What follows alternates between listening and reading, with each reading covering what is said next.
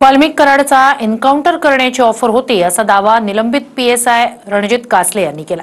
अटकेच्या 4 दिवसानंतरच one time सेटलमेंटच्या रकमेची offer देण्यात आली होती, मात्र ती नाकारली असं कासलेंचं म्हणणं आहे। पाहूया त्यावरचा हा रिपोर्ट। ज्याप्रमाणे मला ऑफर दिली होती एन्काउंटरची वाल्मिक कराडच्या, त्यावर मी नकार दिला। म्हणलं एवढं पाप होणार नाही, आणि ते लाईफ टाइमचा एक लमसम अमाउंटची ऑफर देतात, म्हणजे 10 करोड 20 करोड 50 करोड।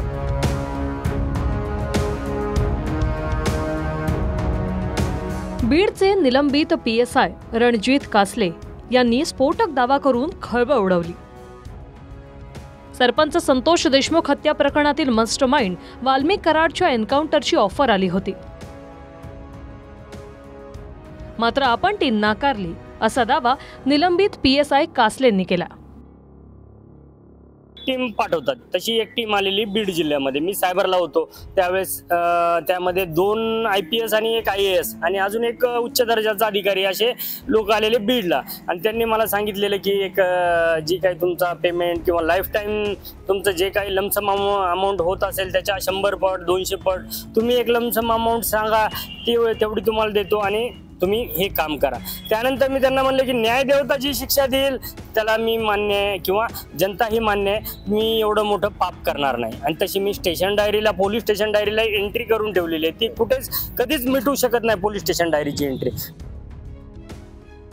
वाल्मिक कराडला अटक झाल्याच्या 4 दिवसानंतरच एन्काउंटरची ऑफर होती असं कासले म्हणतात।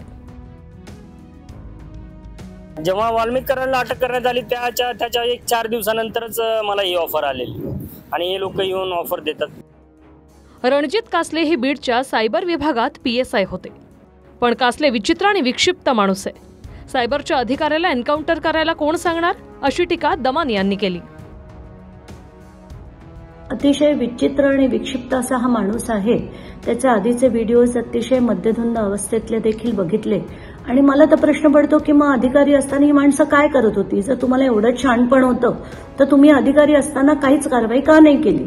आत्ताच्या घटकेला पण हा माणूस सायबरमध्ये आहे, आणि सायबरचा अधिकाऱ्याला कधीच कोणी एन्काउंटर करायला सांगत नाही। कुठेतरी खळबळ करायची, काहीतरी वाटेल ते बोलायचं आणि त्याचे व्हिडिओज बनवायचे, हाच त्याचा कार्यक्रम आहे असं मला वाटतं। अंजली दमाने एक बोगस आहे, तिला फक्त चॅनलवरती 24 तास तीच दिसली पाहिजे असं तिचा समज आहे। तिला कायद्याचं नॉलेज नाही, त्यावरती मी वारंवार व्हिडिओ टाकलेले आहे। माझ्या सुरुवातीच्या व्हिडिओमध्येच मी बोललेलो आहे की मी दारू पिलो असेल तर दारू पिऊन खोटं थोडी बोलतोय, खरं बोलतोय ना। हा माझा पहिला व्हिडिओ आहे, तर माझ्या दारू पिण्याला तुम्हाला बघणं आहे की माझे पुरावे आणि माझे आरोप बघणं आहे, हे जनतेने आणि मीडियाने ठरवावं। अधिकार असताना कारवाई का नाही केली असाही सवाल त्यांनी तुम्हाला केला। माझ्यावरती वरिष्ठ अधिकारी बसलेले आहेत ना, SP दर्जाचे, मी एकदम खालच्या दर्जाचा वरिष्ठ अधिकारी आहे।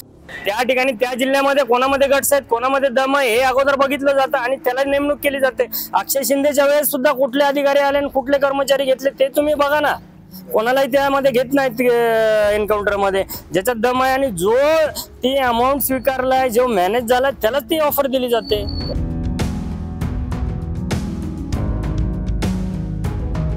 कासलेंनी वाल्मिक कराडच्या एन्काउंटरच्या दाव्यावर दमान यांनी अविश्वास व्यक्त केला, पण करुणा मुंडेंनी कराडची सुपारी दिली असू शकते असं म्हटलंय। चांगले अधिकारी असताय त्यांना तुम्ही नोकरीवरती काढताय तो असंच होणार आहे। आणि जसे आज पोलीस अधिकारी आहे किती जरी केला तो त्या खरं बोलताय की त्यांना वाल्मिक कराडचे एन्काउंटरची सुपारी दिली होती। होऊ शकते, क्योंकि धनंजय मुंडेचे पुरे मोस्ट ऑफ द काले कारनामे वाल्मिक कराडचे कडे आहे, तो होऊ शकता असा। धनंजय मुंडे जे आहेत ते वाल्मिक कराडच्या उजवे हात मानले जातात, किंवा ते दोघेही खूप चांगले मित्र होते। आता धनंजय मुंडे वाल्मिक कराडमुळे अडचणीत आलेत, मंत्रीपद गेलेलं आहे। वाल्मिक कराडच्या जबाबामध्ये चुकून जर धनंजय मुंडेंचं नाव आलं तर मात्र त्यांना जे आहे ते राजकारणाला मुकावं लागेल। त्यामुळे मला वाटतं की कदाचित या धनंजय मुंडे किंवा त्यांच्या जवळचे लोकच वाल्मिक कराडला संपवू शकतात। गुजरातमध्ये जाऊन व्यापाऱ्याला एका सायबर प्रकरणात अडकवण्याची धमकी देत खंडणी मागितल्याचा आरोप कासलेंवर आहे। चौकशीत कासले दोषी आढळल्यानंतर त्यांना मार्चमध्ये निलंबित करण्यात आलं, मात्र आता वाल्मिक कराडच्या एन्काउंटरची ऑफर आल्याचा दावा करून कासलेंनी खळबळ उडवली।